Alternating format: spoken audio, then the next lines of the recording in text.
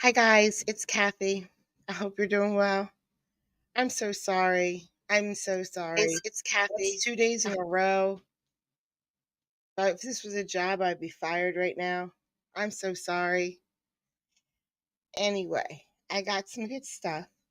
So, the first thing we're going to watch is Child Custody with Harmon. Oh, I love Harmon. He's so good. Um, but Harmon's not the star of the show. The lawyer is. One is pro se, one is a lawyer, and one gets their ass kicked and flips out about it. Oh, man. All right. And then we got a little trial that's just for today. It's a trial that's today. It's not 20 days long trial.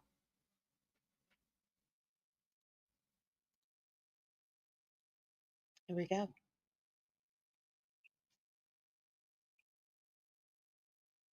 Hi, Judge Harmon.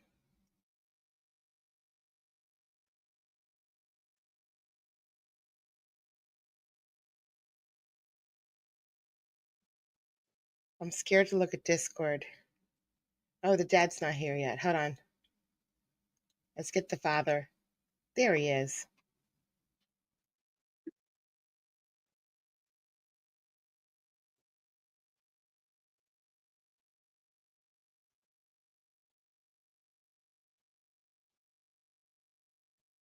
Okay, so we're back talking about credits. Uh, Your Honor, Yes, so wanted to point out that the order for representation. Anybody want to guess who's talking right now? Anyone you want to guess who just started talking for no reason? That would be the mom. Has not been complied with, and based on our what order for representation? the order for representation we had discussed in the prior. It's in the follow-up from last hearing, and Well, that you were looking for an attorney. so because he's been ordered to pay for my attorney, and we discussed the contempt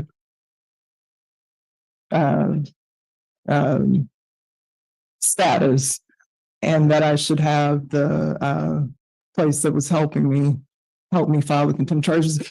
Fast forward, they're going through a shifting there, and they helped me with the charges, filing the contempt charges. Did you file them? And so that just was completed yesterday. And so I have filed it. However, they did explain to me something about contempt charges that I wasn't aware of. And I'm not sure if the other party was aware of the seriousness of the charges. And so, I'm sure Mr. Klink is. okay, so I'm not sure that it's because when I mentioned that there was jail time, his client didn't seem to be aware that there was jail time. They both said that there wasn't jail time. And so, well, there's jail time available in contempt cases. But that's a possibility. Correct. And so, and that there's, mandatory restitution and sanctions, and there's all sorts of things that can happen. And I don't want to extend the case further. I would like to find give them opportunity to resolve it. What do you propose as a resolution? And so what I was wanting to, but they left before I could propose anything. I'm sorry. I said, we're here now. Okay, so I'm here now, Your Honor. And what I wanted to propose was some sort of a mediation where we have a neutral new third party come in that the respondent pay for. And we sit down today and work out these terms and bring them back before you so that we have them solid, but have a neutral third party person. It can't be Mr. Klink because of conflict of interest. There's too many. I can't believe you don't trust Mr. Klink. Yeah, it would have to be a third party. There are some issues with the trust that I Obviously am joking. okay. Mr. Clink is not available to do any private judging or mediating in this case. Okay, and also for him to recuse himself from our trust because of some issues, outstanding issues with the filing my taxes in 2022 without the court's permission or my permission, and then using that filing to spend $23,586 to pay his client's taxes. So those issues are outstanding, and I would want him to recuse himself immediately. But I am willing to forego the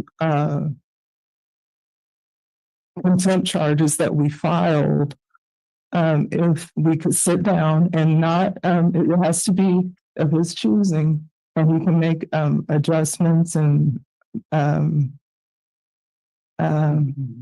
whatever it's his choice, of course.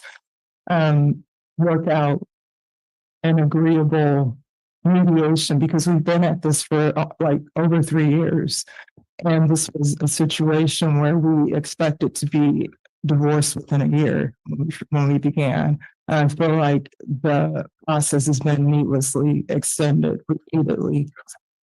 And so if we could sit and negotiate an agreeable terms to mediation today before we leave, that we could bring before your honor. What's your proposal?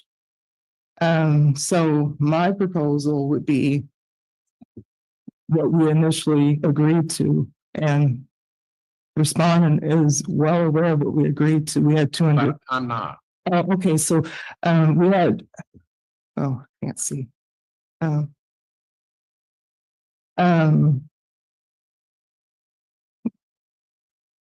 It was simple. It's on text and emails. We would sell the marital home, pay all the joint debts, and the joint debts. And the home sold, yes? It's sold. We had $200,000 in profit. And I've only seen $10,000. And were the debts all paid out of escrow? Well, that's the thing. The debts were mostly credit cards. That's what the debts were. We have like pages and pages. They were not. They're in my name still. And the people are suing me now.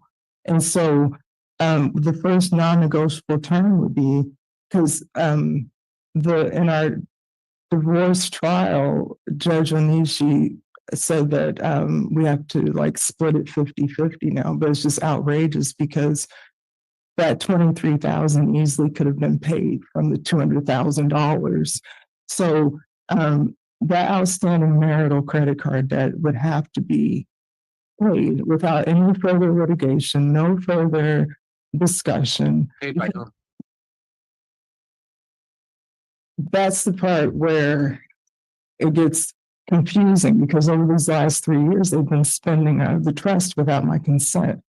And so I should be paid by whom? Right now, there's an order for us to split the debt, but I don't have the money. I don't work.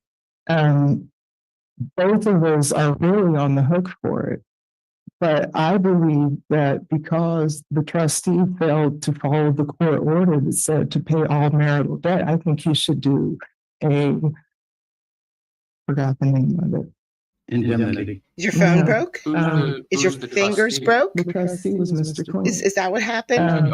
You have He- proceeds of sale in your trust account, client's trust. I did, Your Honor. They've all been expended. they continued to spend. He went through the list and he paid. We had the list that included all the cards, but he only paid in full the ones that were in his client's name. And despite multiple requests to pay as ordered, he did not pay the ones in my name. And so just, I don't want to get into all of that. I'm sorry. But what you're saying is that they paid off his Info, ones in his name, not yours, but Onishi has now said, well, you two are equally responsible for the even remainder. those that are in your name only. Right, because they were all marital debt, because they were. And that, okay. So And And it they looks like there wasn't enough money in the trust account to pay all. Your Honor, initially, they paid all of the debts that were stipulated to be paid And the only payments that could be made were those to which the parties stipulated. So that happened.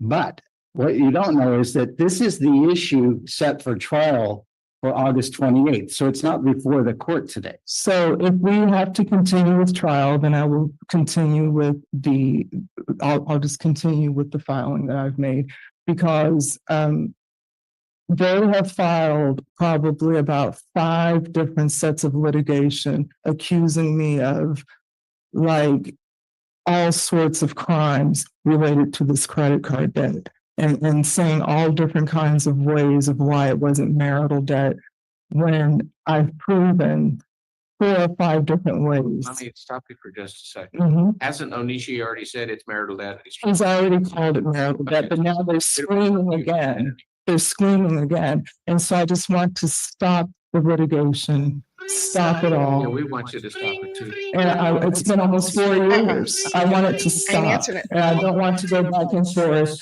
And even when we were in there, it was just like contentious just now for no reason. And I don't want any more contention. I'm not trying to send them to jail. Our children, our adult children are in crisis right now. I have one daughter, Already? You without just going got into here. too much detail, she's made attempts on her life previously, and she's now in crisis. And we have to stop this. How many total children? You have to stop this. Yes, lady, it has to stop. Griggsy throwing shade at me as soon as they walk in, not even knowing it. Griggsy, I was late today because I overslept. And he walked in and said, "Oh, I woke up early." We're watching a child support case. And this is the mother, and she's mad. This is the father, he's mad. This is an attorney that's about to get really, really, really mad. Children do you have? We have 3. Okay, and you said adult children. There's I'm 2. showing that you have 2 that are minors. No, there's 1 minor and 2 adult. Kira is not a minor? Sierra is an adult. Is it Keira? Sierra, Ciera, Your Honor. I'm looking at my minute order. Let me go back somewhere. I'm not sure what's not even going to be in this volume. So I just don't think it's to the benefit of the whole group to put their What are the parent at risk. So some of your 2? I'm sorry. They just keep talking over each other like it doesn't matter. I'm sure there's a court reporter because he says goodnight to her every time. And that poor thing. No, it definitely wasn't the cat. I fell asleep at 9 p.m. last night and still overslept. Youngest children. Um, Who is your youngest? Sanaya. Sanaya is the minor. Oh, Jesus. I'm looking on a document that has your names, your case number, and 2 other children. Hmm. You don't have any children with the last name of Brazier, do you? No, Your Honor. I didn't think so, No. but that's what's on the paper. Now you understand my confusion. Yes, Your Honor. Okay. Okay. Hey, now, dude, I did not throw you under the bus. Nobody had any way of knowing where those saves came from.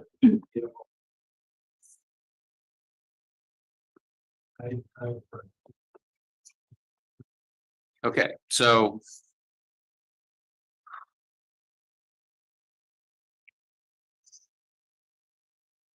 Yeah, I mean, are we gonna be able to even resolve this, or is this not more appropriate for the August 29th trial date? Well, Your Honor, I'm not sure if you read the statement of issues that we filed on April 25th. Oh, I did before the last time we were here. Yes, I understand. So I mean, I can go back and. it might be helpful to review that today.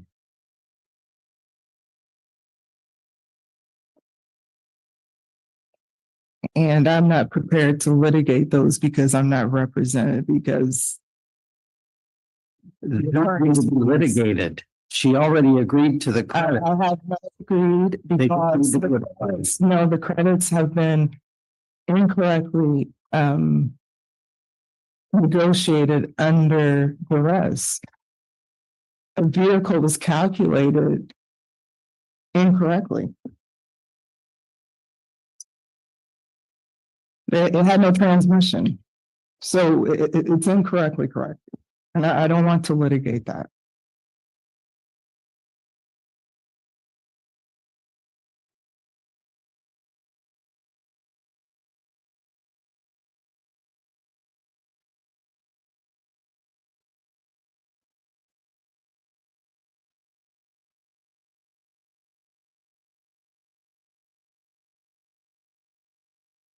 So originally there was an agreement for credit for payments on the auto loan and the insurance, then it was repudiated, then it was reinstated.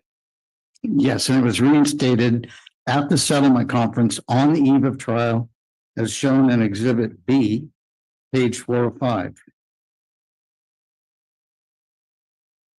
Right in the middle of the page, above the word stipulations, it says petitioner agrees that respondent is entitled to a credit for such payments against support arrears owed. Got it.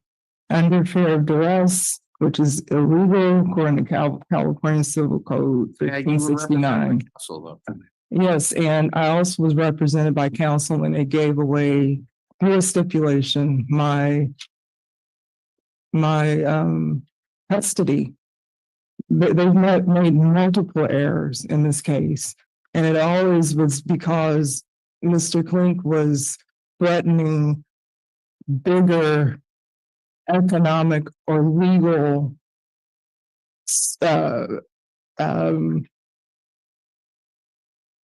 like that day, it was like $40,000 to $80,000 that he was threatening. My attorney was like, well, you have to give on something.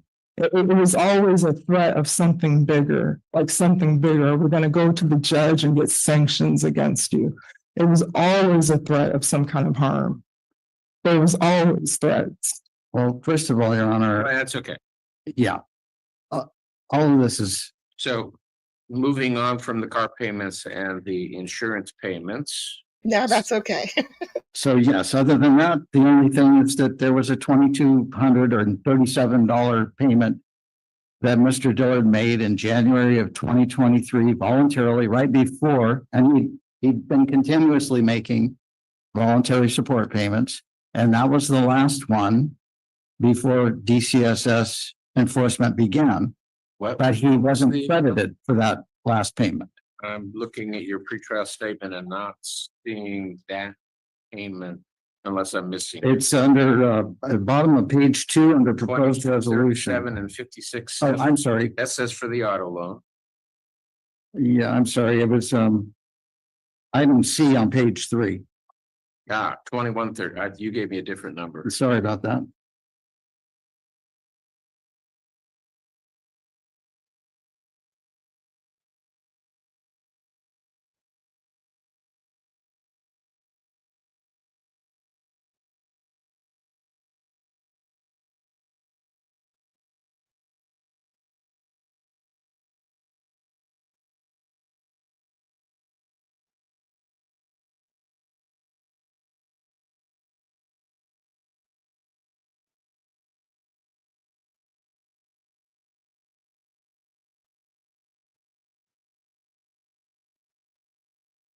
Okay, I see the Zelle transfer on January 20th, 2023.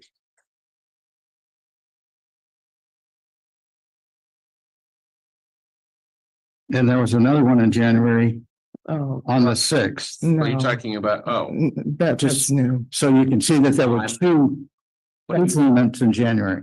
No, that's new. let's see. I've never heard that one. We've already, see, this is why I need Yeah, I mean, there, representation. it says January 6th, 2023, Zelle transfer 2133 and 69 cents. I think this needs to be looked over again because before there was just one and one of those had already been accounted. Donald, that's correct. We're in California. We hardly ever get California, but we're in California today.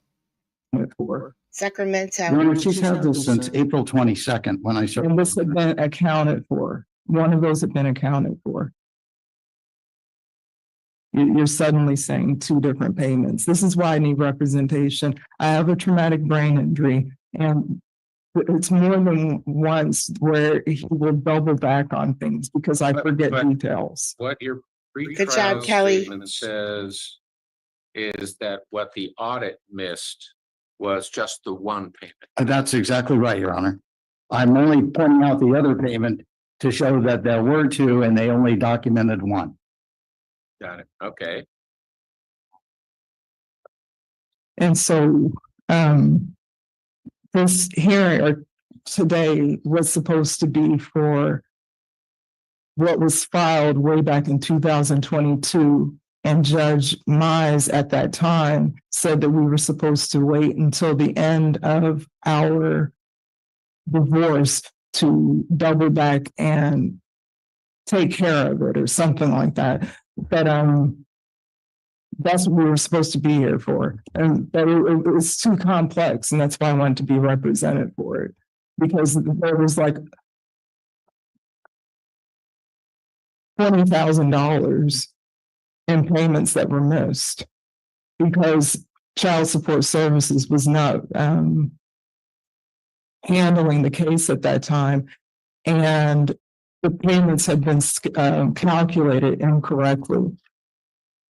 And my attorney back in September of 2022 submitted detailed records of the incorrect calculations. It was very The only detailed. thing I'm dealing with is, does he get credit for the NISA or the road payments and the insurance? And that's already court ordered. So he does get credit for those. And then does he get credit for the additional payment in January of 2023 that the audit did not reflect? And So, it's there, it's in his bank records. so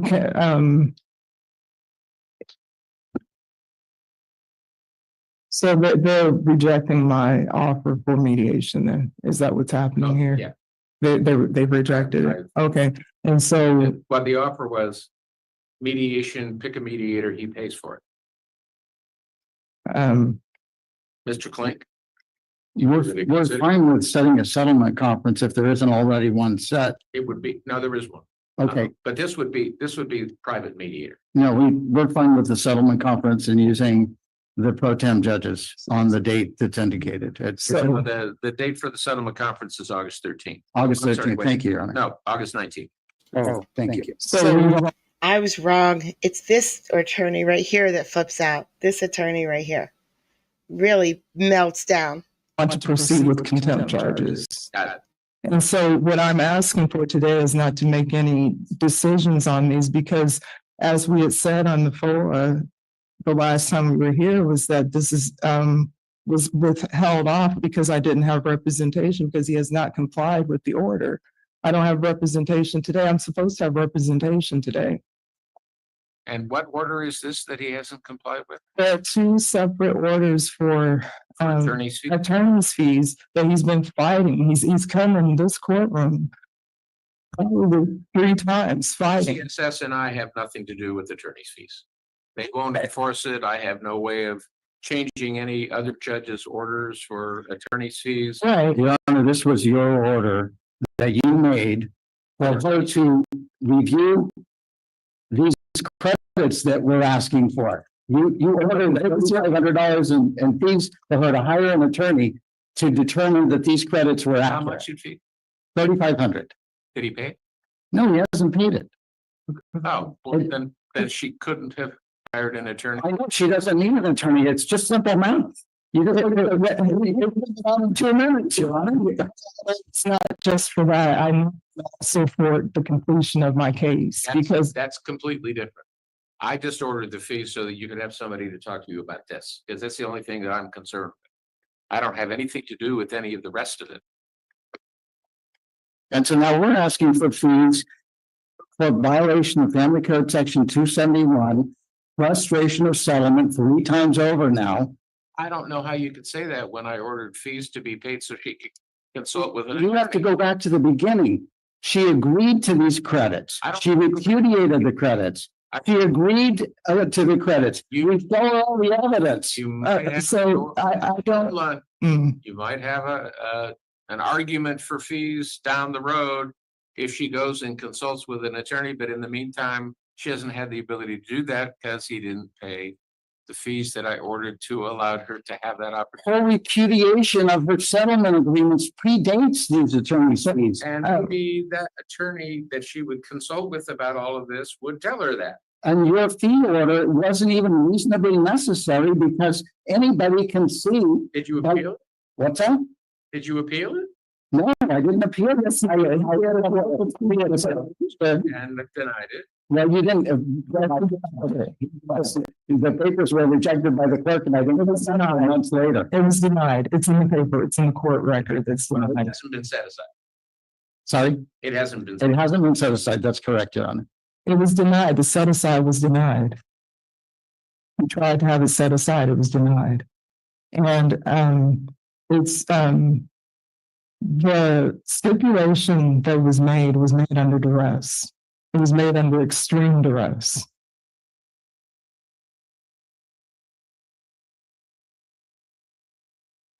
And frankly, none of that is all that relevant to where we are as we sit here today. Fees were ordered so you could consult with an attorney. That hasn't happened. Correct, Your Honor. And so She has an attorney, Your Honor. I do not have an She attorney. has an attorney scheduled to represent her at the trial on the 28th of August. I do not. They have lost their funding. They're not open. No, she's not. Laura McClellan, Your Honor, formerly. No. Grievous. Yeah, they've lost their funding. Formerly Laura Grievous.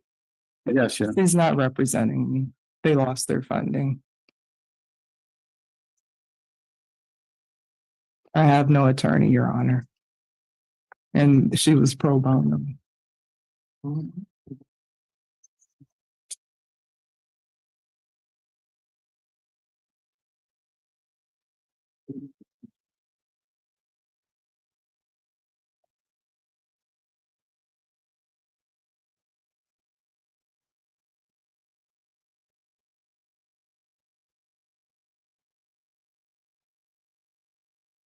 Well, I filed the contempt charges that you.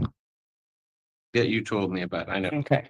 Well, but as of today, I'm going to deny without prejudice the claim for credits. You're denying the claim for credits? Without prejudice, On what basis? on the basis of the fact that he didn't pay the fees so she could go consult with an attorney. That's not a defense. That's not a defense to the credits. That she shouldn't have the ability to have an equal access to an attorney. Why does anybody need an attorney to add up those credits? Okay. We're done. The attorney is not reasonably necessary. There's an order. It wasn't complied with. It's an erroneous court order. Then get it set aside then. Okay, we're gonna appeal it then. Okay. That's all for today. Have a nice weekend. Thank you, Your Honor. I'm so mad. Hold Have on. a nice weekend. You as well. Okay. And goodbye to, let's see, Maria, Lucianity's associate, and the rest of the fan club. We're gonna be in that one day, guys. One day he's gonna say goodbye to us At least too. we got a little excitement for you this afternoon. Thank you, Judge. So. That's or anything. I'm gonna appeal it. I'm so mad. I don't like when anybody sasses that judge. I don't. I should have downloaded the next clip a while. It's coming. It's coming. Calm down. Here we go. All right, you're the plaintiff. That's not the right clip. Shit. Oops. I don't have the trial. Here, just watch this one for a second. I dropped the wrong clip. Ready. But this one is good. It's short. It's like 4 minutes, I think. Laura Mullen for the people, and Phil I'm Basciano was gonna go online. get Your the Honor. right clip while you guys We're watch gonna- him. Andres Guevara on behalf of Mr. Conwell, who is not in court. My guess is he's not here because they continued their sentencing again to mid-August. I do see. The trial that I'm about to get is not stalking, but domestic. But this is not domestic. This is just one judge taking on the feds alone. Judge versus feds. That a plea paperwork has been filed in the federal case. Looks like he has pleaded guilty to 2 counts of promotion or facilitation of prostitution or reckless disregard of sex trafficking. It looks like there's a stipulated sentence of 84 months. So hopefully all of that will happen. I think it's like August 18th or August 8th. 8th. Thanks. It's one thing I didn't write down. Here's our conundrum, Your Honor. Mr. Guevara and I had a long conversation about it. The writ was executed. I actually had the AUSA authorize the writ. And according to the sheriff, they attempted to execute and the feds denied it. The feds refused to honor it. I don't know why. And the challenge is at the time in which he is sentenced on August 8th, he will go to BOP and we are never going to get him back. I'm not sure what we can do about that. And I don't know that we have enough time to try. And well, we don't have enough time to try to get him in again before August 8th. I've done everything I can to ensure that the writ process is going smoothly. Yeah, do we have any idea why? So is he still being held in a state? He's in Inglewood. He's in a federal facility. Correct. Do we have any idea why the feds wouldn't? I was just informed this today.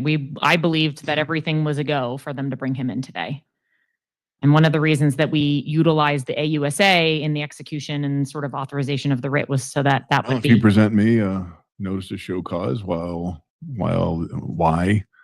the head of the marshals at the Englewood facility should not be held in contempt, I will issue that. Okay.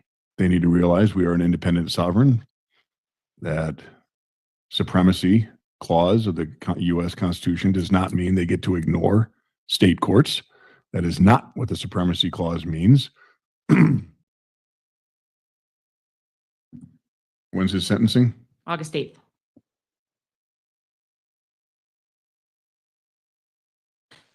Let's set this for August 11th. With the caveat, Your Honor, there's a possibility I'm still going to be in this 3-week homicide trial upstairs. I'm hoping it's done by August 8th, but we can accept the 11th and hopefully Mr. Basciano can appear if I'm still in trial. Well, I don't want him to get shushed off too fast. I don't know how fast they'll get him from Englewood to somewhere else. I'm going to call Judge Arguello and have a heart-to-heart. And I figured doing it the 11th is probably better than later. Great. Mr. Basciano has indicated he's available that day. My experience with the feds is in the past, that turnaround time is usually not enough time for them to get them to Oklahoma, but with the new system, I have no, I can't make representations to how they do. All right, safe. Right. Because the killer thing here is he is our prisoner. That's right. He's actually a Denver prisoner that the feds borrowed and are now not giving back. And I've got serious problems with this. And if I have to be the one to escalate this dust up, then let's do it. Thank you, Mr. Guevara. And just for clarity, Your Honor, is that at 8:30? Yes. Okay.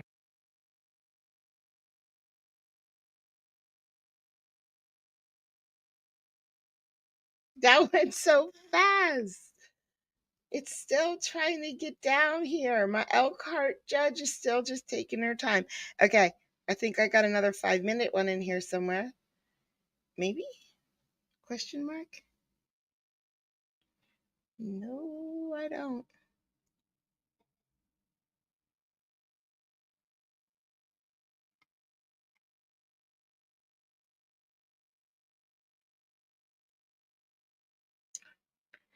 My trial's not here yet.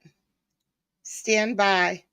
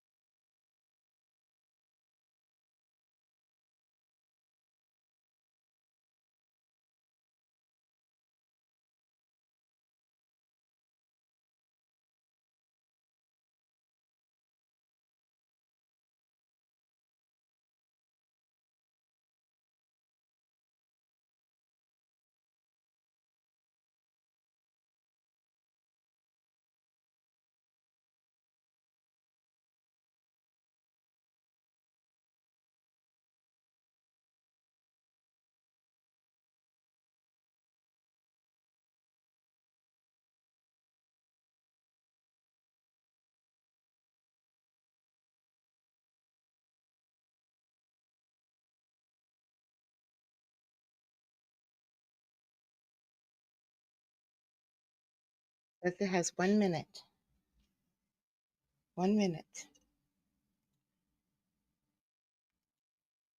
There it is.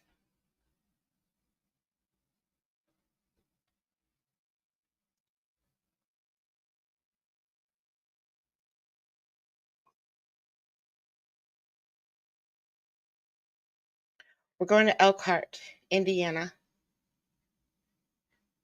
to the Hell courtroom. So we're not watching this whole trial, okay? All we're going to watch is the 2 closing arguments, because they show the pictures and the videos and everything during the closing arguments, and then the jury decision.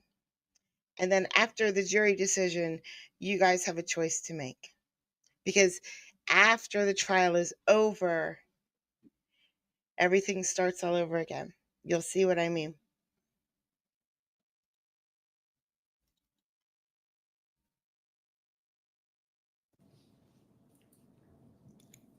Up here in the center. 2 more minutes. Portion of the trial. The next step is for closing arguments. The state of Indiana has the burden of proof. That means that they go first and last. With that, the state may proceed with its first closing argument.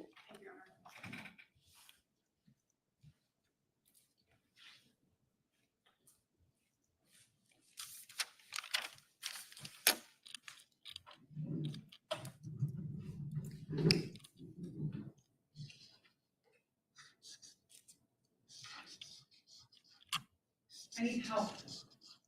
Where is he? He will kill me. I need help. I lost my voice. I almost died. He almost choked me out. He went crazy. I begged him. This is what Anna Dunn said to Paulson on August 9th, 2024, when this man, the defendant, Douglas Jones, battered and strangled his significant other. Now, we get from others' perspectives, those not living in this type of tumultuous relationship, the victim behaviors may not make much sense to us. It's easy for us to sit here and think, I would have done this. I would have left at this point. I would have called law enforcement at this point. That is easy for us to say here because we all are different human beings. That's because we aren't Anna. We haven't lived Anna's life. Remember what you heard this week. Potential jurors who stated they themselves were victims of domestic violence, most of them didn't even report it to police. When we asked one, why didn't you? She said, I don't know. Because it's not an easy answer. It's not an easy answer of why people stay. Paulson and Officer Yoder stated that these are one of the most dangerous calls. They're very volatile. There's a lot of unknown, a lot of emotions. These are dangerous calls. Officer Hirsch further stated, why victims don't leave. It's complicated, and it's very common for victims to stay. Anna told you herself, she thought that day things would calm down. She was making her favorite meal. She was excited to have the defendant in town and have some company. She just got a new job. She was excited to cook for them and have a good evening. Bury her brother, move out of that trailer. She was looking forward to just having a nice time and getting things behind her. But the defendant exploited this tumultuous relationship and he used Anna's emotions against her. The defendant was sure to make sure that his name was on the title. It's a control tactic. He swooped in when her brother passed away and took that opportunity. And after strangling her, he went and laid down because he knew she wouldn't report it. She was his girl, and he knew she wasn't going to say anything. Officer Hirschberger told you that perpetrators will also harm victims' animals to create fear, to manipulate. It's a control tactic to maintain that dominant position. And ladies and gentlemen, these are small things that often happen over a period of time. These are not just isolated incidents. These are things that have been happening. You heard Anna say that he was being really mean to her new puppy Boomer. These are things that happen, and these are slow but deep to these victims. So here we saw Mr. Larkin come in and testify. Robert Larkin, he said he saw the defendant hit Boomer on the head or on the face, and Boomer yelped. So it was certainly hard enough that the dog yelped. The tension was building that day. The defendant was in. Oh God, I forgot why I got this, and then it just hit me. So some of you men folk are gonna like this idiot's closing statement. Because he says it over and over and over and over again. He doesn't stop saying it. Even when he moves on to a different topic, he doesn't stop saying it. He won't stop at all. The defendant was doing what he could do to control Anna. Now, we have domestic battery, and as we talked at length this week, we must prove to beyond reasonable doubt each essential element. So let's take time to go through those essential elements. So first, the defendant. This is for both counts. We know it was the defendant. We have Paulson who identified the defendant. We have Yoder who identified the defendant. Hi, BI. Identified the defendant. Anna herself, she's known him for years. There was no other guy in the trailer that day. You know, it was the defendant. In a rude, insolent, or angry manner. Anna told you that they've been arguing most of the afternoon and then into the evening. Sure, there were breaks in time, but they were arguing. Robert told you about how Anna was upset. She came over saying, something's wrong, something's off, he's acting weird. The tension is building. Mr. Larkin then said about hitting the head or hitting the puppy in the head. That shows the defendant was angry. And again, this was a way to control Anna and maintain his dominance. But then the defendant himself said, Paulson, a fight? No, sir. No. I have no prior knowledge of this. What are you talking about? What time is it? I don't know what you're talking about. I was just laying in bed. We were just sleeping. I don't know what you're talking about. But then he eventually admits, well, I guess we did have a verbal argument. Okay. And things got heated. Yes, we had an argument. He's minimizing. This is normal. This is what the abusers do. He's minimizing. Then he touched Anna. He pushed her off that chair in the living room earlier in the afternoon. Not those photos that Mr. Althoff was grilling Anna about. That's not from that incident. But earlier in the afternoon, he pushed her off those chairs into the window. Mr. Larkin again, he saw the defendant outside, went inside. After the defendant was inside, then he saw Anna come out running to him for help. The state maintains that's when that happened. That's when the domestic battery happened. Anna was very scared. Mr. Larkin said that was out of the ordinary. Anna didn't typically act that way. And the look on her face, Mr. Larkin said, I believed something bad was about to happen. And Mr. Larkin felt horrible not being able to intervene. And Anna was certainly a family or household member. They had this prior intimate relationship and they were currently in an on-off status at the time. So state has proven beyond a reasonable doubt that the defendant committed domestic battery. Now, strangulation. We proved that he, in a rude, insolent, or angry manner, applied pressure to the throat or neck of Anna Dew in a manner that impeded her normal breathing. In a rude, insolent, or angry manner. Paulson stated he could see that the chair and the vase were knocked over and things were stirred around. Now, I want to be clear, the state is not saying that those broken blinds were from this incident. That is not what that evidence is. That was to show you what the officers are seeing when they get a call that someone's being choked out. There's things knocked over in the residence and there's broken blinds. We're not suggesting that those broken blinds were caused by this incident.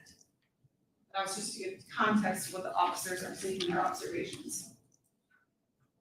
But what he did see inside is those chairs knocked over, the vase knocked over, all in the same direction.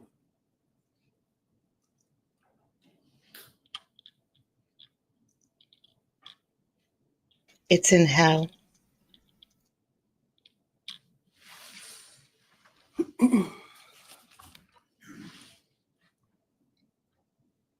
Look, guys, this book has pictures. Again, this For is at you. the beginning. Just This for is you. when he grabbed her from the chair and pulled her into the kitchen.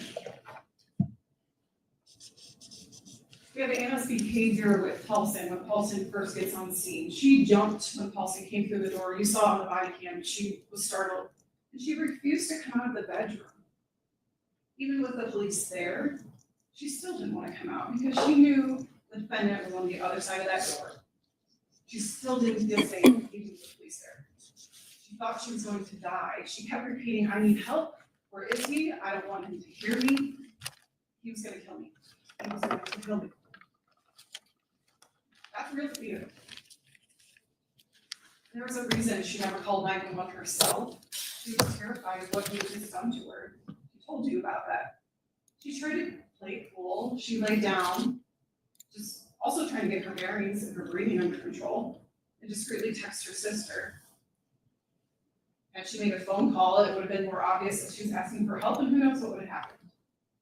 We're not asking you to speculate, but that was Anna's fear. She was terrified of the defendant. She couldn't even make a phone call. She had to lie about who she was texting and what she was texting.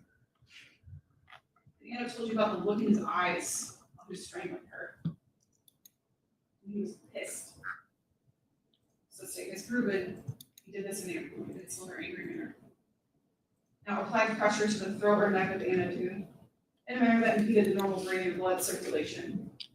Anna was pretty clear. She struggled to breathe while he was doing this. And this was not what our expert Nancy Grant stated was a perfect strangulation, where there was no fighting back and there was complete uninterrupted pressure like the study showed, having a device around the inmate's necks. That's a perfect strangulation. Most strangulations are not that. There's pressure that's relieved throughout because there's a fight, and that's what Anna told you about. He had his hand around her neck, and she's fighting, she's moving, she's trying to get it off. So there's a release in the pressure on the throat. And Nancy told us that there are many variables that go into strangulation. It's not a clear-cut thing, and not every single strangulation is the exact same. There are many variables that interfere. Also told you about her breathing. You can hear her taking those deep breaths on the body cam. Nancy talked about absolutely strangulation affects breathing during and after. Sure, she has COPD, but she couldn't even catch her breath at all. She thought she was going to die. The swallowing. Also talked about she was grabbing at her neck. She physically had difficulty swallowing.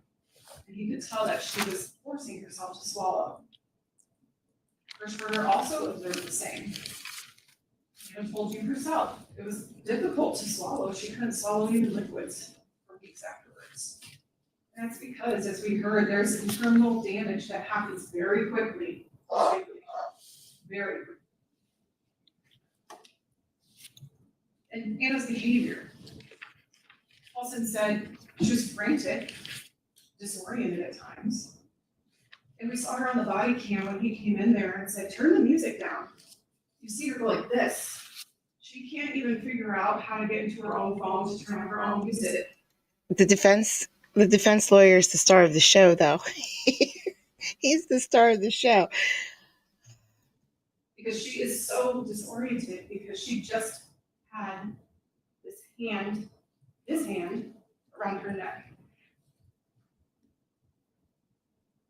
Anna told you herself she was delirious. She was so out of it. Yes, there was alcohol involved. There's no doubt about that. Does that mean just because she was drinking that Anna couldn't have been strangled? No. Officers testified, it appeared to them that she was intoxicated, sure. But remember, they're not trained in strangulation. They're trained in recognizing signs of intoxication, and Ms. Grant told us it mimics intoxication. It even mimics right after you have a stroke. Those are the signs of strangulation. So we are not suggesting, this fact alone of her behavior afterwards of this disorientation. We're not trying to say that fact alone proves strangulation. We're asking you to look at all of this as a whole. Anna told you she urinated and defecated herself. Sure, that was my fault. I did not ask her specifically about the defecation. She talked about urination. That is my fault. I did not ask her that question. Please do not hold that against her. That was my fault. She told you it's embarrassing to talk about. Who wants to talk about that? But she was clear that it was contained inside her underwear. We all know from common sense life experiences, you can urinate or defecate, not completely spoil your pants. Now the photo that Mr. Altenhoff admitted of the pants. Maybe it's a shadow, maybe it's not a shadow. We don't know. We're not asking you to speculate of what that is or isn't. But again, what she's clear on is that it was contained within her underwear. Ask yourselves, why would she make that up? Why would she make up this embarrassing detail? A detail that is very definitive, medically important to show signs and symptoms of strangulation. Why would she make that up, and how would she know to make that up?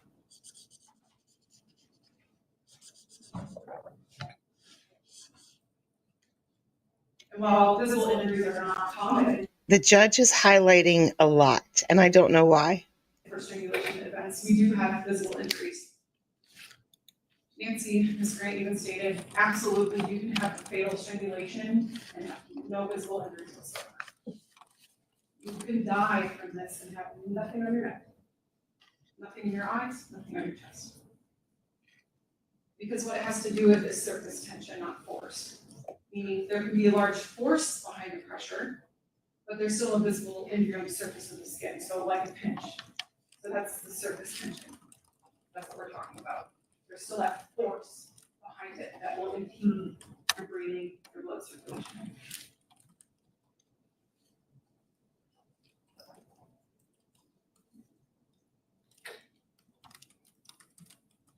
Ms. Grant told us these horizontal markings on her neck is from external pressure of a hand, an object, whatever it may be. We submit to you based on the evidence from his hand. These scratch marks, these vertical markings, Ms. Grant said, are defensive wounds. Again, we submit to you that's from Anna trying at his hand to get it off. Ms. Grant even said, looking at this photo, this is consistent with what she has seen in her over 24 years of experience as a forensic nurse. This is consistent with someone who's been strangled.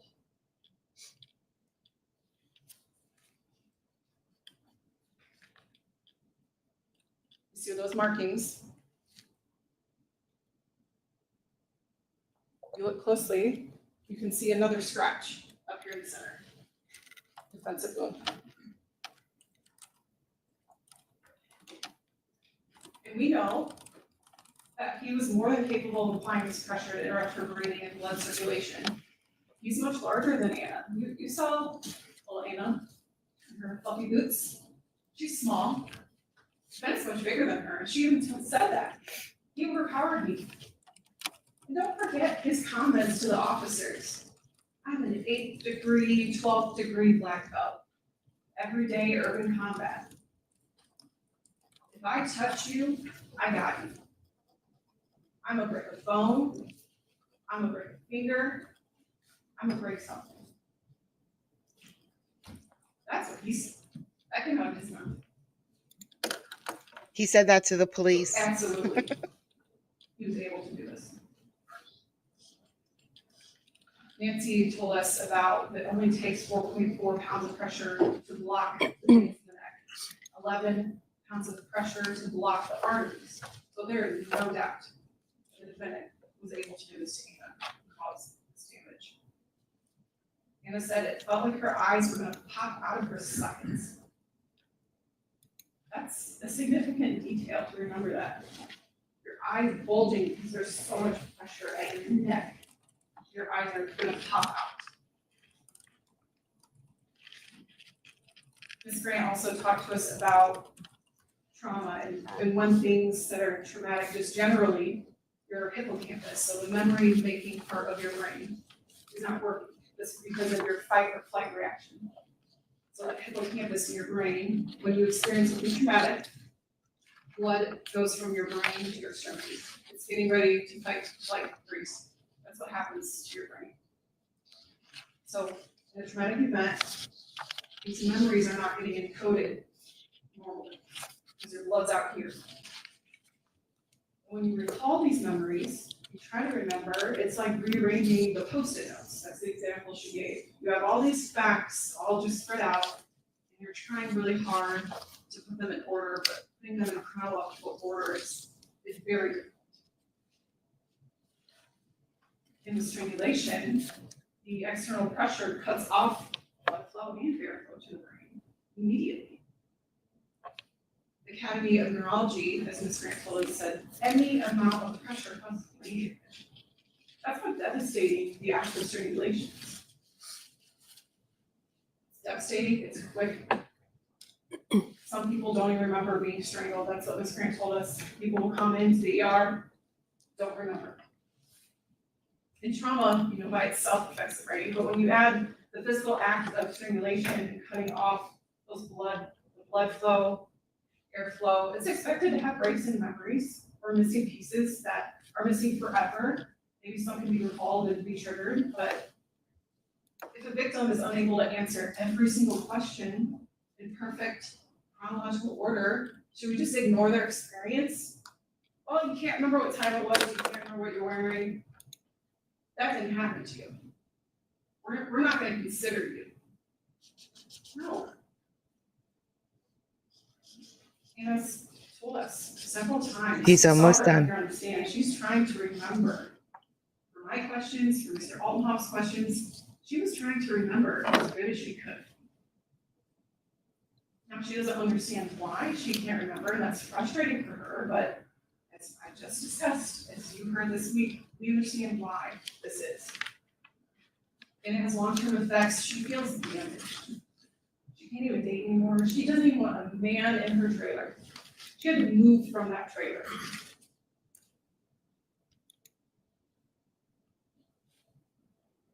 This was devastating. She repeated that many times. It was one of the scariest moments of her life. And it will probably affect her forever. So the state has proven beyond reasonable doubt the strangulation. Now, on that date, the defendant also possessed a handgun. It was Anna's handgun, but he possessed it. There's no doubt about that. State's Exhibit 6. What do we see? That's how he answered the door when the police came and knocked on the door. He walked out like that because that's their body cam video. That's how he walked out to greet the police, because they were pounding on his windows for 9 minutes, 5 minutes, something like that. Why were they pounding on his windows for 5 minutes? Because after he choked her like that,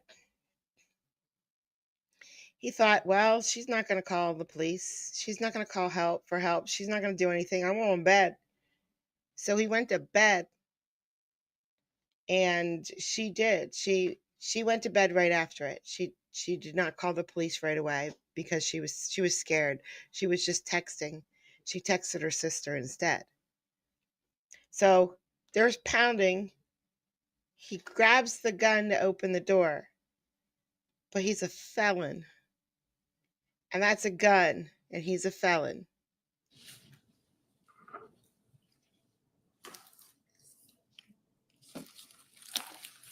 This handgun.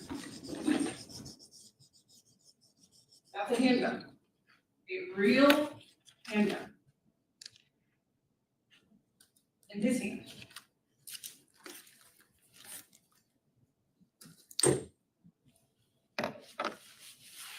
Now, ownership doesn't have any bearing on possession. Just because it wasn't his, he didn't own it, you can still possess something that's not yours.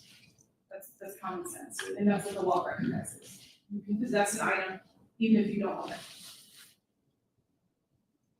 He was in actual possession of the firearm on his date. So, ladies and gentlemen, the state has proven beyond reasonable doubt that the defendant battered and strangled Anna Noon. He possessed a firearm. And we respectfully request that you hold him accountable and return verdicts of guilty. What does he need a gun for if he's a 7th, 8th degree black belt? If he touches you, he got you. Kimberly. Here we go, guys. Closing arguments, please. Here we go. Oh, God. Take a shot every time he says it.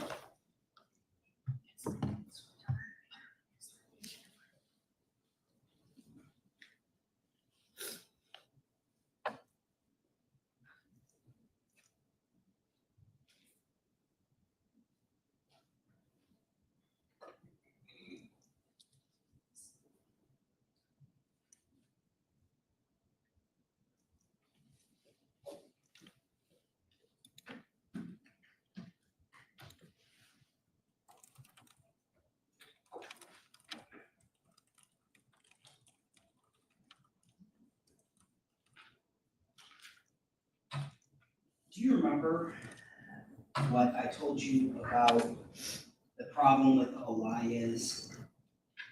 The problem, ladies and gentlemen, is because once a person starts to tell that lie, as I mentioned in my opening statement, it is difficult to remember all of the details you've already said to support that lie, because what you are saying is based on fiction and not fact. Now that the evidentiary portion of this trial has concluded, I hope by now you understand what I'm talking about. And this case, as I've mentioned from the beginning, hinges entirely on the credibility of Anna Dunn. And before I get into Anna's inconsistencies, I want to remind you a little bit about some of the legal concepts that we talked about during jury selection. And I want to start off with the burden of proof, because every single one of you knew that. Every one of you knew. Get ready to start drinking, guys, every time he says it. Kit Kat, I have more leniency when I talk if I'm talking about the case. So I can say it. The reason why no one can say it in chat is because nobody in chat knows how to behave themselves. So if we give you a word like gun, death, murder, kill, it's used badly. And that's when I get in big trouble. If I'm talking about a court case that has a gun, I can say it. If it's not sensationalizing it in any way or things like that, it's completely fine. But in chat, we can't allow it because people misuse it a lot, badly. They don't know how to control themselves. And you know now, because it's not changed, that the burden of proof in a criminal trial rests solely with the state of Indiana. My client, Douglas Jones, and I aren't obligated to prove anything. They have to prove my client's guilt.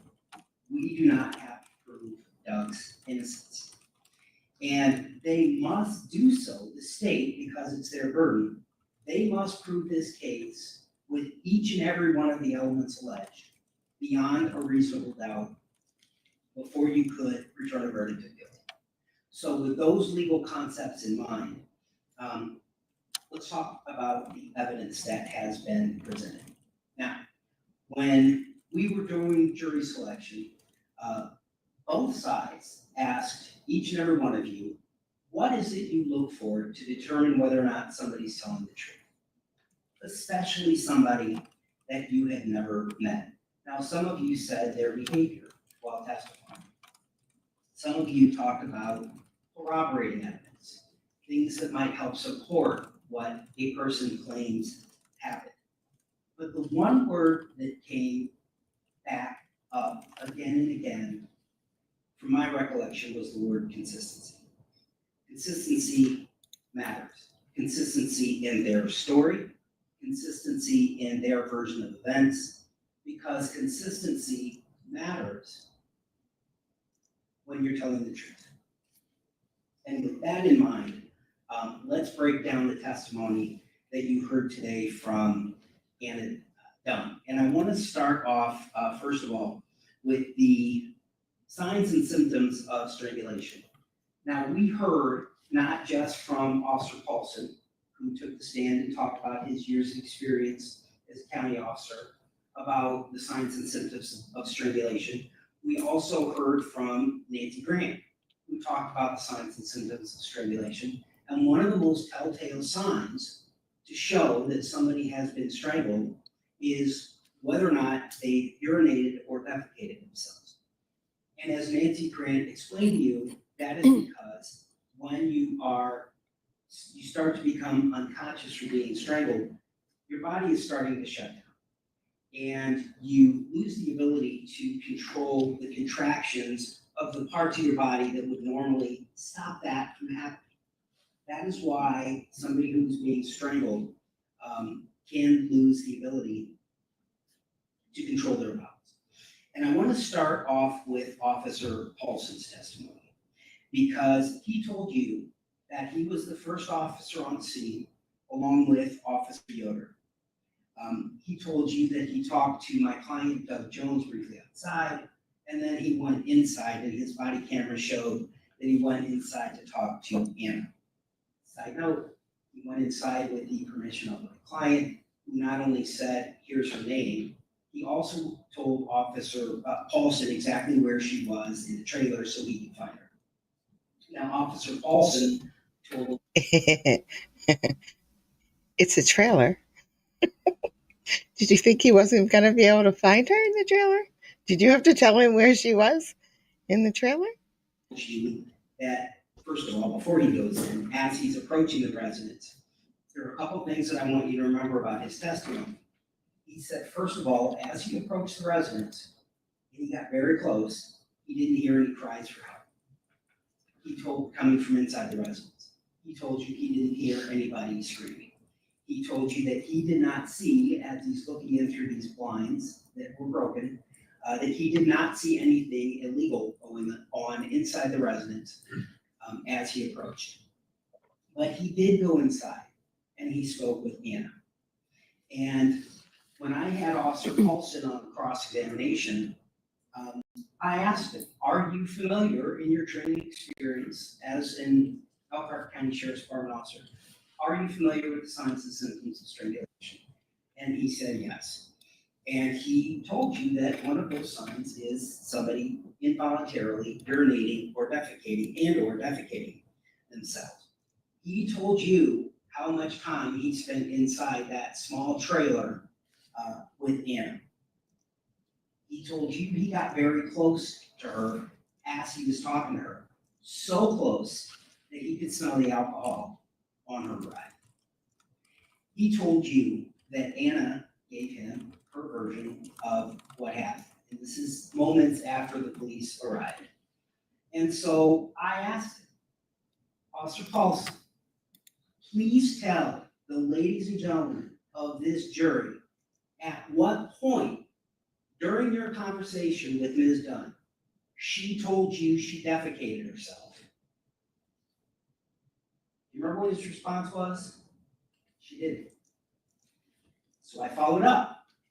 Officer Paulson, please tell the ladies and gentlemen of this jury at what point Anna Dunn told you that she urinated herself as a result of being strangled by my client, Doug Jones.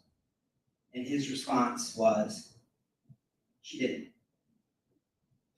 And at no point in time did she ever mention either one of these two things. And so,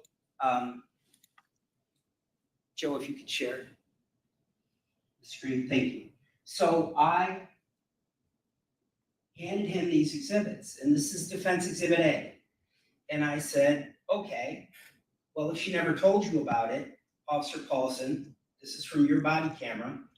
Please show the ladies and gentlemen of this jury in Defense Exhibit A where you can see defecation on these white or light gray pajama bottoms of Anna.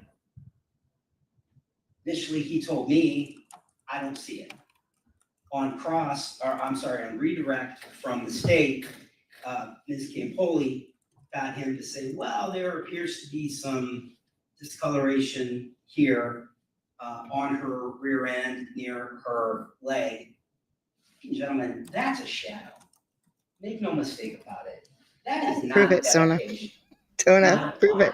Prove it. Which is what she told me happened during her deposition, and not even a little bit. Do not think for a minute that in Defense Exhibit A, that shadow on the back of her pants has anything to do with defecation. So then I showed him Defense Exhibit B. Can you please tell the ladies and gentlemen of the jury, or point out to them where on the front of her pants you see urination or defecation? Again, it's not there. Even if you see a little bit of a shadow, that's what that is. It is a shadow. That's it. It is not a sign or symptom of urination or defecation. And then I said, how about on the bed, where she claims she laid in her own urine and feces? Where on the bed do you see evidence of urine or defecation? And he said, I don't. And so I asked him, okay, did you notice it when you got there? No. Did you smell any feces or urine on either Anna or the bed once you got there? No. The only thing he told you he smelled was alcohol on her breath and the pungent odor of smoke. Feces and urine are very distinct smells that he would have noticed had they existed. Same thing with Defense Exhibit C. Nowhere on this bed with light coloring and white sheets do you see any evidence that Anna Dunn either urinated or defecated herself. Why? I'll tell you why, if it's not obvious already. It didn't happen. It didn't happen. Because I asked Officer Paulson, if you had noticed or smelled urine or feces, either on her or on the bed, is something that you would have put in your report? Yes. Did you put that in your report? No. Why? Because I didn't notice anything like that, and she sure as heck didn't tell me anything along those lines.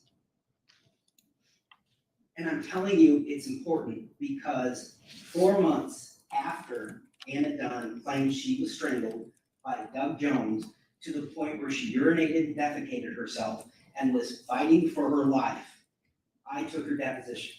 Again, remember, back in August, when she says my client strangled her, at no point in time when the police got there did she ever mention anything about urinating or defecating herself due to the strangulation. Then for the first time in January of this year when I took her deposition, she full-throatedly went to that particular allegation, something she did not mention at the scene. And she fully committed to that. Because if you recall her testimony today, when I reminded her of what she told me during her deposition, she told me 4 months later, I urinated, I pooped myself, I had poo everywhere. I'm not trying to be disgusting here, ladies and gentlemen. I'm not trying to paint a picture, a gross picture for you in your minds. That Those are her words. Those aren't mine. Those are hers. That's how she described her condition on August the 9th of 2024. And then I went even further and I asked her in a deposition, okay, well, if you urinated and defecated yourself and had poo everywhere, were you wearing the same clothes when the police arrived that you were wearing when you claim my client strangled you to the point where you urinated and defecated yourself? And she said yes. She never changed her clothes. That's what she told me in January. And not only did she not change her clothes, she wore those clothes back to this bed in Defense Exhibit C, where she told me she laid in her own ick and poo until the police got there. Where is that? It's not there.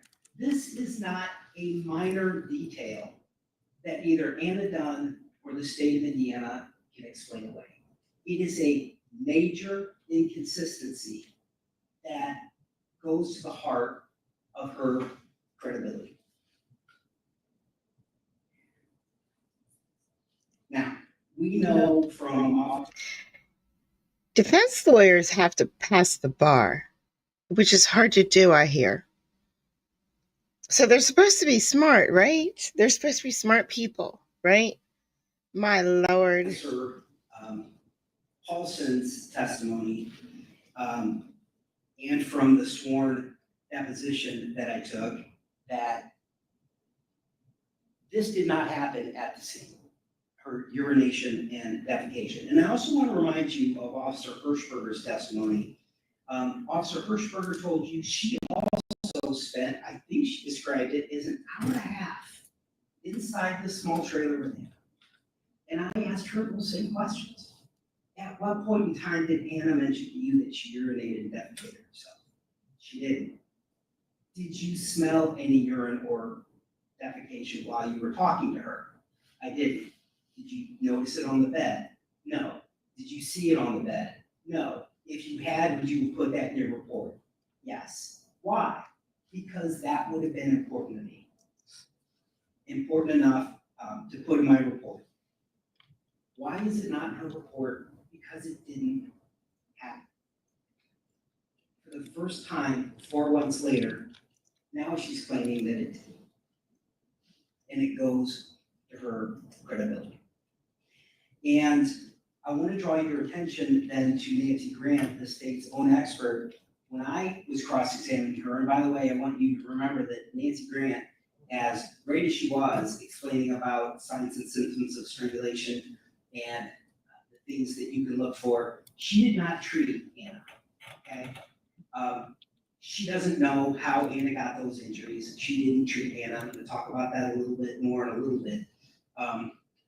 But even Nancy Grant said, if somebody urinated or defecated, and this is an expert on this, and was wearing the same clothes, you would expect to see that on their clothing.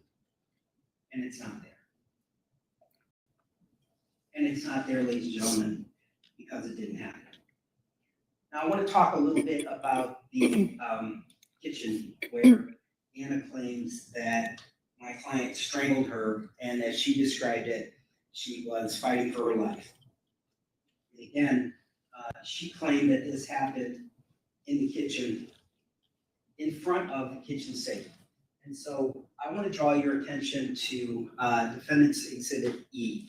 Now, this is a photograph of the kitchen where Anna claims that my client strangled her, and there was a huge struggle, right? She's fighting for her life, is how she described it. She's trying to get my client off of her. And I want you to notice something, because she claimed, and she told us today, that she didn't put this stuff back, right? So take a look at Defendant's Exhibit E. Look at the kitchen where she says this happened. Look at the sink.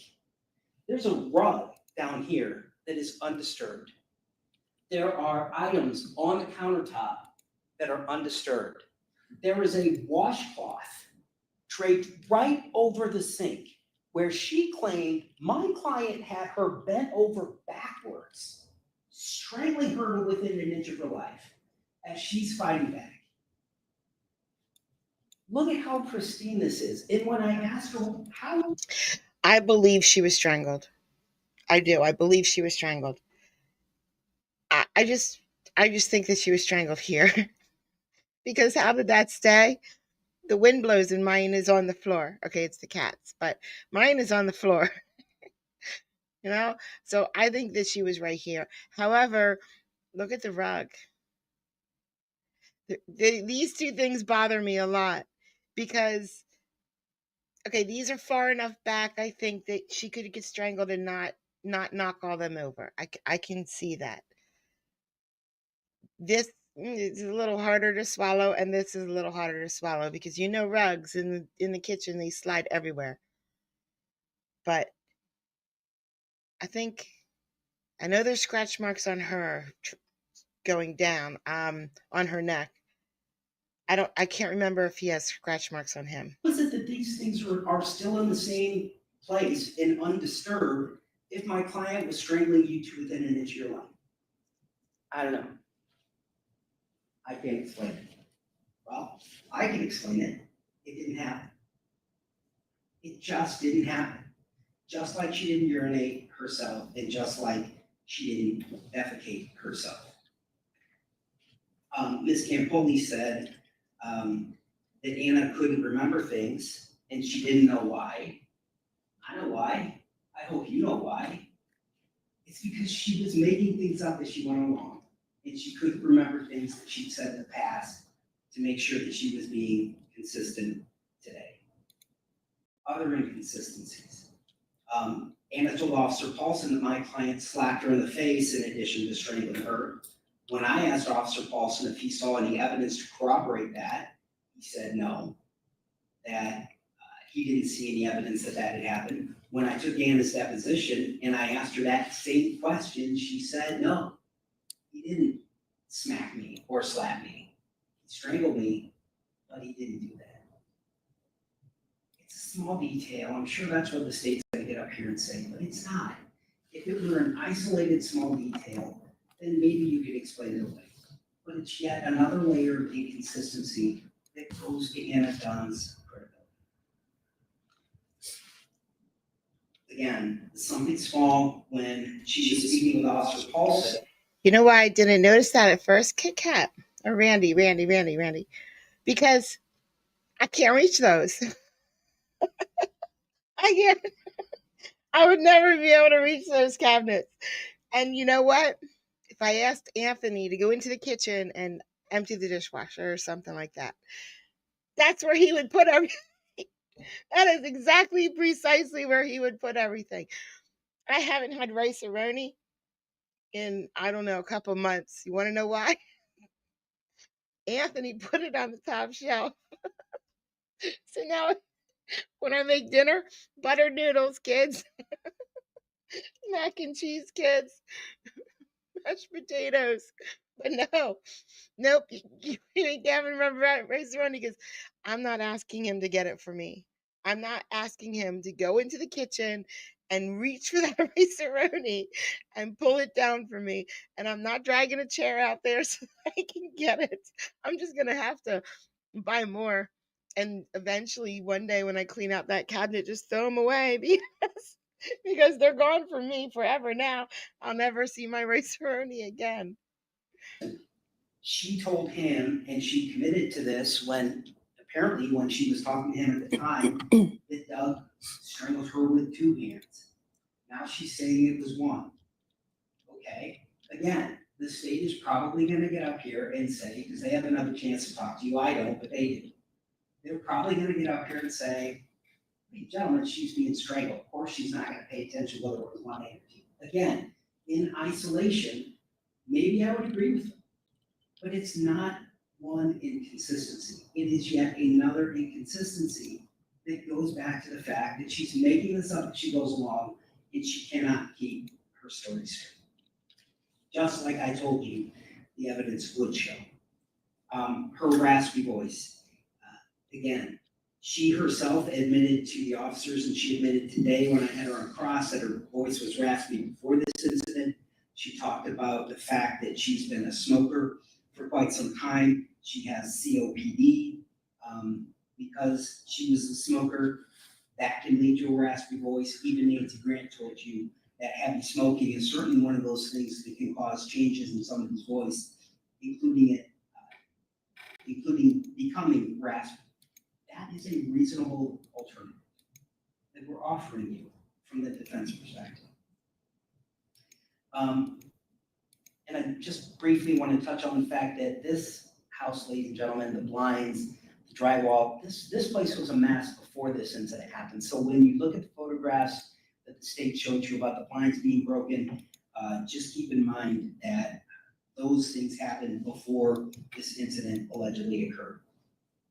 There is no medical treatment or records to give to you because Anna didn't go to the hospital. Now, she claimed to you and to all of us that my client allegedly strangled her within an inch of her life, and she almost died, and she urinated, and she defecated. If that were true, wouldn't it make sense that she would have gone to the hospital to seek treatment or having basically a near-death experience? It would make sense that she would do that. In fact, Officer Hirschberger made it very easy for her. We'll take you to St. Joe. They specialize in strangulation. That they can gather some evidence that would help support your position. We'll give you a ride. I'm too tired. I gotta work. When that didn't work, Officer Hirschberger made it even easier. Okay, let's just go to Goshen. We'll give you a ride. No, still too tired. She didn't go the next day. She didn't go 3 weeks later. So we don't have, that's the other, one of the other things that's when the state asked you during jury selection, what type of evidence would you expect to see in a case like this? Somebody said medical records. Something to help corroborate what Anna says happened. But you don't have that. You don't have that corroborating evidence. All you have is the state asking you to take her word for it. Somebody who has all of these inconsistencies. So she didn't receive any medical treatment.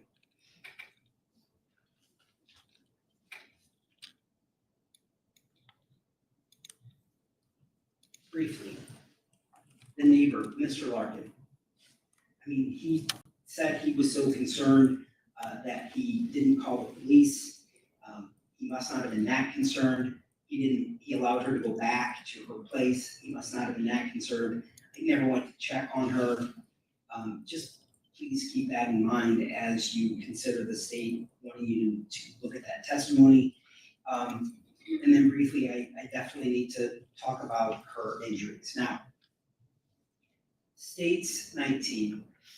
This is the photograph of Anna that was introduced by the state of Indiana. And I want you to remember in States 19 that the marks on her arm came from her job. Okay? So this was entered into evidence. But you have to remember these injuries that you see on her arm, these scratches, she told you herself were done at her job. Cat is, wait. Kit Kat is bullying me. Guys, Kit Kat is calling me out and bullying me. I feel so attacked right now. Bryden, it's nice to see you. Because she's a cook and because she has to use an oven. The scratches on her arm, the defense submits to you, are consistent with what you see on her neck, which is in States 19.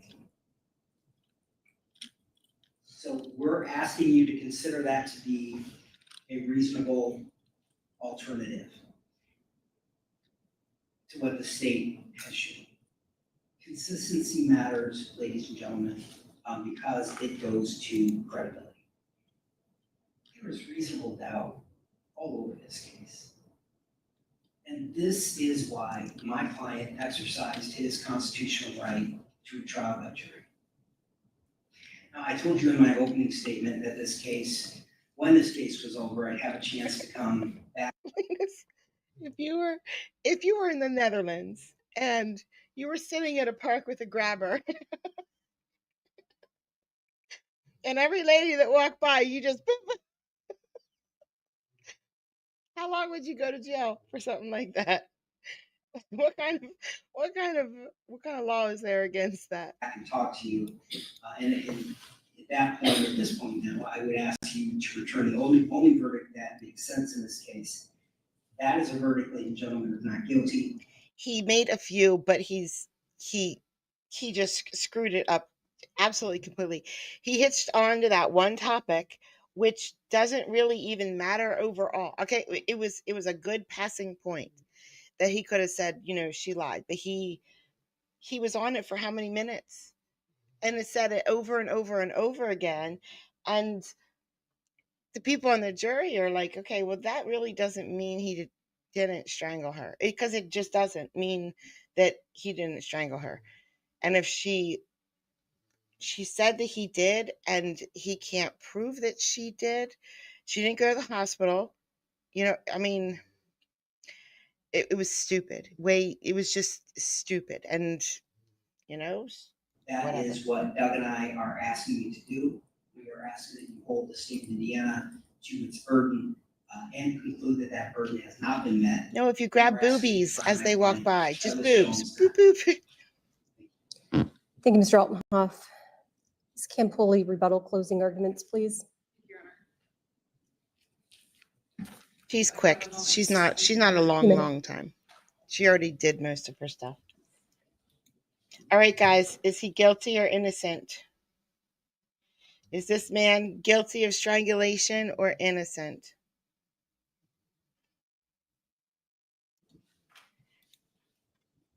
I mean, if a woman's doing it, is that different?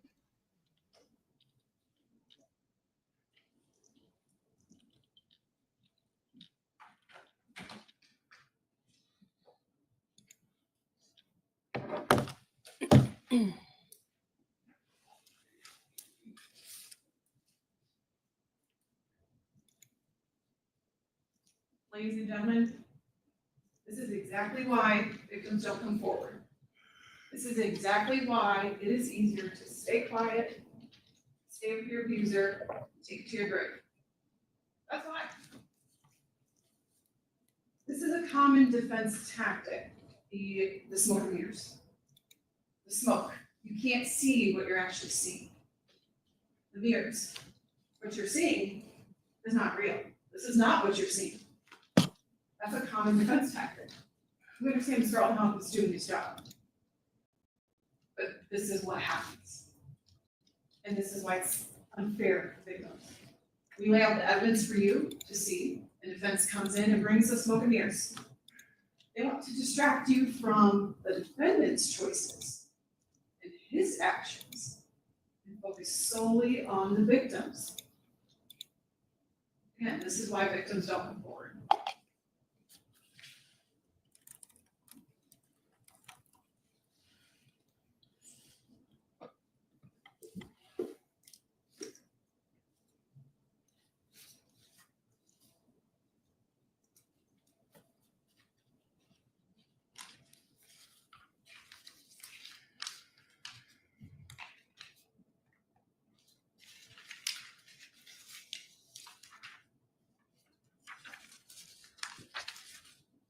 They want you to focus on what you don't see instead of what you do see. Don't look here. Look here.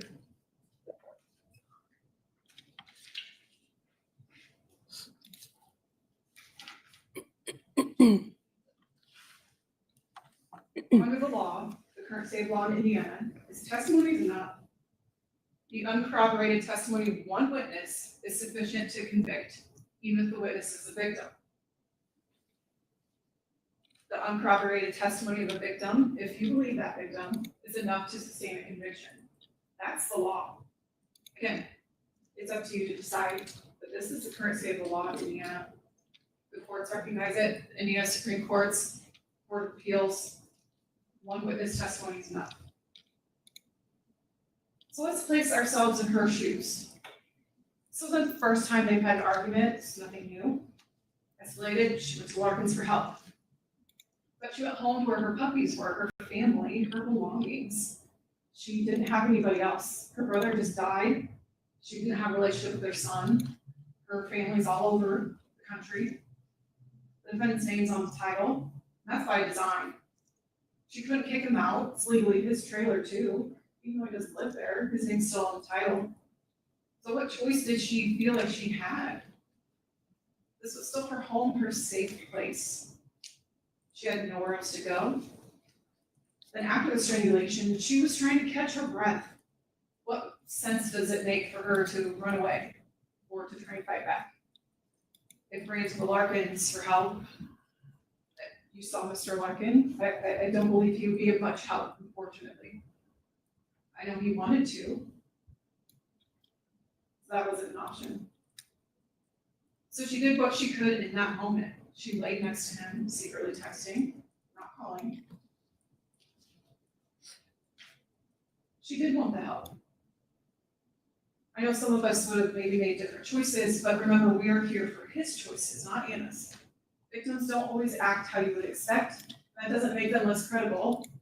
It makes them human. This case is about Anna's safety, not her choices.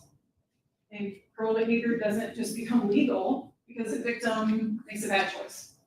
Because she doesn't go and get medical treatment immediately. We don't have all these medical records. We are dealing with Anna, a human with emotions. She loved the defendant too, don't forget that. She loved him. Unreasonable. That's what defense wants you to conclude is something unreasonable.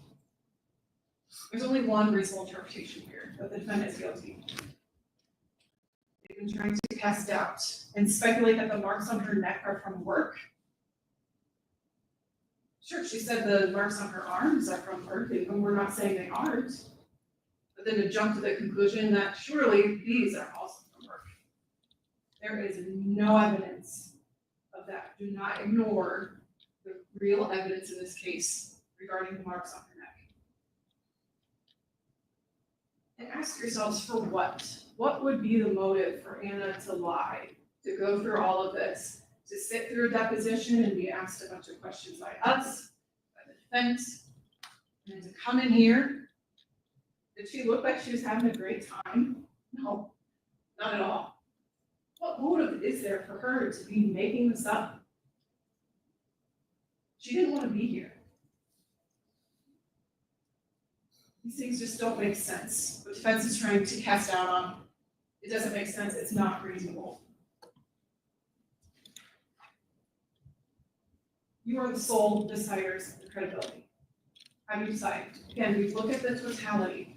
You should not focus on one fact and ignore the other. Yes, humans are capable of lying. Absolutely. We all know that. We've all been lied to. But you saw raw emotions from Anna on the stand and in the body cam footage. She was terrified, still is terrified. Yet the defendant was cool as a cucumber when Paulson arrived. Very, very calm. Again, no fight at all. We're just laying in bed. I don't know what you're talking about. Those are two very different reactions at the exact same time. We have Anna who is terrified, won't even come out of the room. Then we have the defendant over here who's just, I don't know what you're talking about. Nothing at all.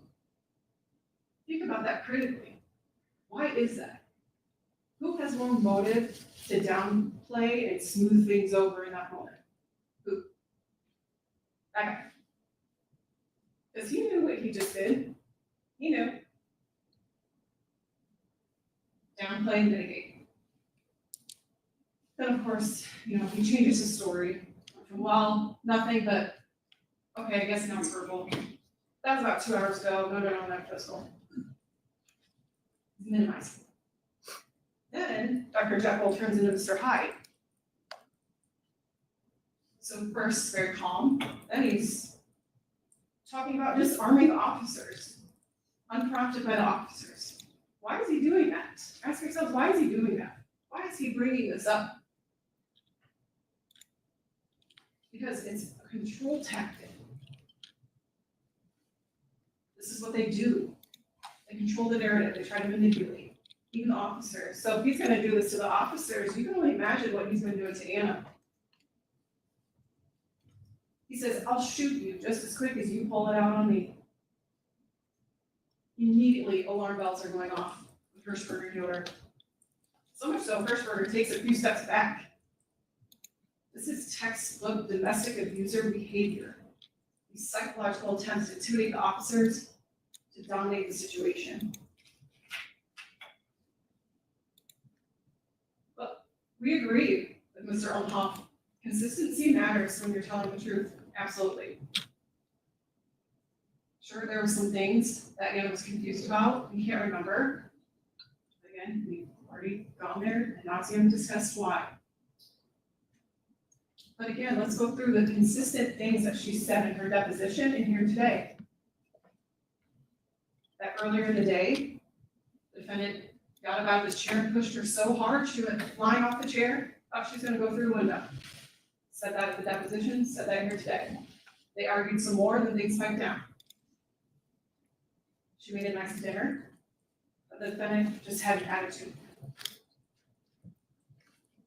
He picked her up like a rag doll. She said that in her deposition. She said it here today several times. Consistency. He's very strong. He had me so tight, grabbed me by my neck and leaned me over the sink. Sure, in her depo, she didn't specify how exactly he leaned her over the sink, but she's consistent. She was in a daze, texted her sister. She was devastated, hard time swallowing, hard to save her life. All of those things in the deposition, she said here before you today. Sure, she can't remember specific things, exact position, but that wasn't her focus. Her focus was, how am I going to survive this? How do I convince this man who supposedly loves me to stop trying to choke the life out of me? Yes, she was fighting for her life, but in that moment she realized her fighting back physically fighting back wasn't going to do anything. She had to try and convince him. So while they're by the sink and she's getting strangled, there probably wasn't a whole lot of movement. She's trying to convince him, I love you. Please stop. That was the last thing she knew to do. She told you, I'm here today by the grace of God. She was almost taken by the hands of the defendant. So, ladies and gentlemen, please hold the defendant accountable for his actions and return a verdict to guilty. Thank you. Thank you, Ms. Campoli. Ladies and gentlemen, at this time, the bailiff will distribute to you the court's packets of final instructions.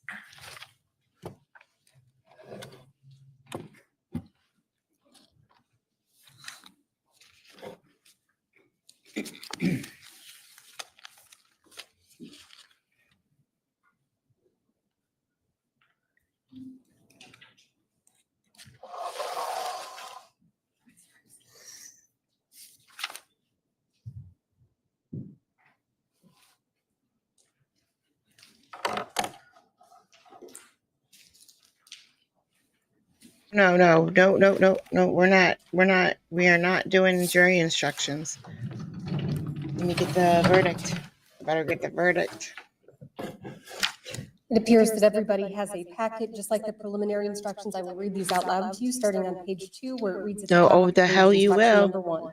I'm You are getting to there. consider all the instructions together. Do not You shut up.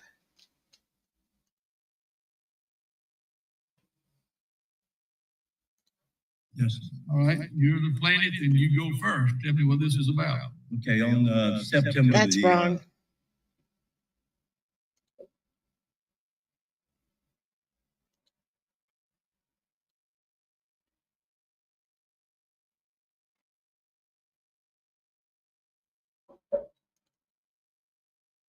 Okay, it's coming. I clicked the wrong button. Look, I'll show you why I clicked the wrong button. One of these is the verdict. And of course I picked the wrong one. Of course I did. Of course I did.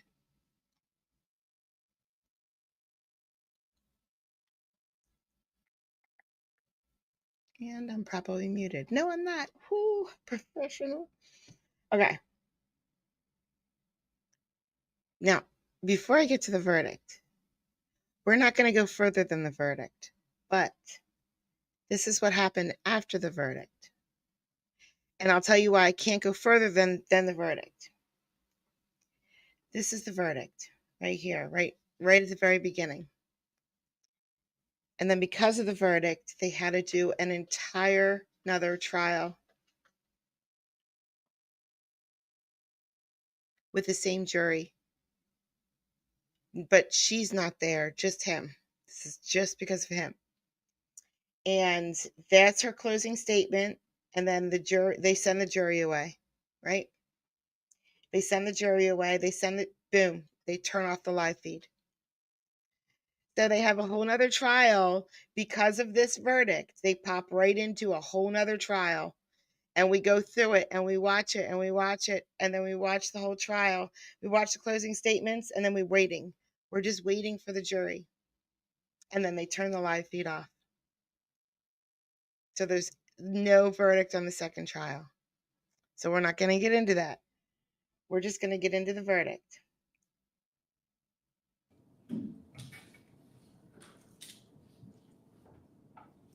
Thank you. Please be seated.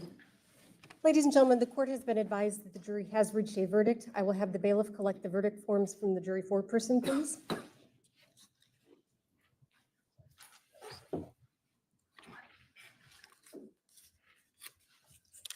With respect to count 1, we, the jury, find the defendant guilty of strangulation, a level 6 felony. Count 2, we, the jury, find the defendant guilty of domestic battery, a class A misdemeanor. Count 3, we, the jury, find the defendant knowingly possessed a firearm. All right, ladies and gentlemen, because there was a finding of count 3, a knowing possession of the firearm, we are now going into phase 2 as the court had advised earlier. With that, is the state prepared to give instructions? And the second trial starts right away. Right away. He's guilty. So he's not, there's no he wouldn't get sentenced today. He would go to a sentencing hearing a month from now or whenever. So we don't know how long he's going to jail for.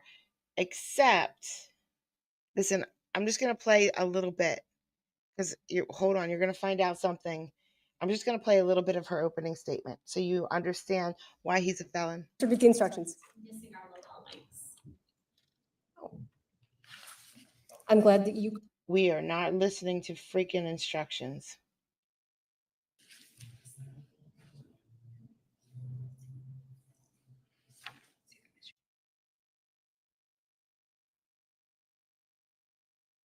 Anyway, it doesn't matter. Sir, Murder. I had sworn you in yesterday. Do you understand? Murder. He's a felon because he murdered someone before. That's why he can't have any weapons. So they do a whole trial about him having a gun when he's a murderer. Convicted. And no, we don't get to the end, but however, we don't get to the verdict on that hearing. However, all of us saw the picture. Every single one of us saw the picture. And I listened to this trial while it was going on, even though I didn't get the verdict. And the defense what the defense said was he only had the gun because someone was pounding at his window for 5 to 7 minutes, something like that. And he was scared. So he had to get the gun because they were pounding at his window and they were scared. And the police said, yeah, we were pounding on his window. Yes, we were pounding on his window for a long time. No one would answer the door. So we started pounding. And the defense lawyer is like, well, wouldn't that scare most people? It would scare the shit out of me. That's for sure. I know I would be terrified because I'm on the second floor. But seriously, though, someone pounding on my house. I had a sheriff come to my house just recently. It was nothing bad. Everything's fine. But, he knocked at the door a couple times and I didn't feel like answering the door. I didn't know who was out there. I didn't care who was out there. I didn't feel like answering the door. So I didn't. I just, was doing my court videos. Knock, knock, knock, knock, knock. Court videos. Knock, knock, knock, knock, knock. Court videos. And then after like, I don't know, after I thought it was weird because most normal people would have just left by now and there was still someone knocking. I was like, I better check it out. I better see who's at the door. And I'm glad I did. So, yeah, so the police, they knock longer than everybody else. So now I know for the future, I don't ever have to answer the door until it's been at least like 4 minutes of knocking. Then I can, then I think I better answer the door. But, oh, that would suck. I would hate that. I would hope they don't lock me up, handcuff me while they're here. Micah did it. I should have gotten him. I should have asked him, while you're here, can you shoot down one of those boxes of rice only for me? I'm a bit hungry.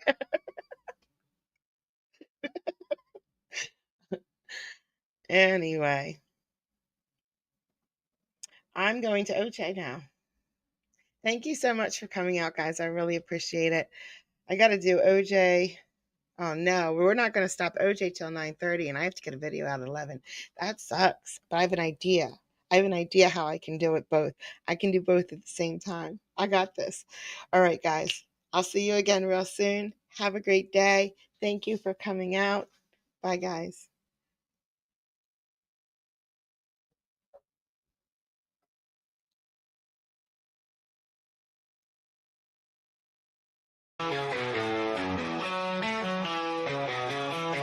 Got these life echoes, digital dreams. Through the screen, her blue eyes gleam. Wicked humor, sharp as a knife. Her stream sparks electric light. Late night when the world sleeps, she's the friend that always keeps. Giggles roll like thunder loud. She stands out in any crowd. Kathy's laugh cuts through the gloom. Eyes blue like a summer's bloom. Her humor dark and twisted sharp. In a way, there's no alarm.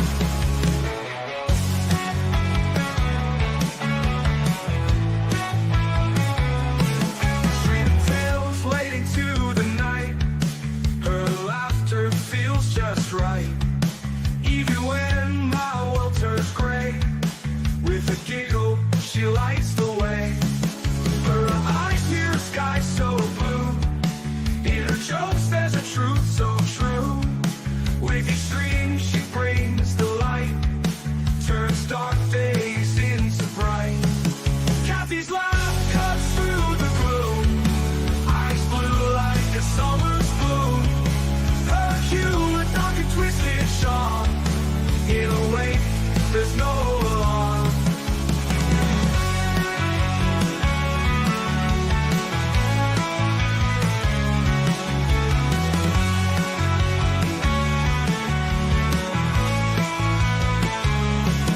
Streaming tales late into the night. Her laughter feels just right. Even when my world turns gray, with a giggle, she lights the way. Kathy's laugh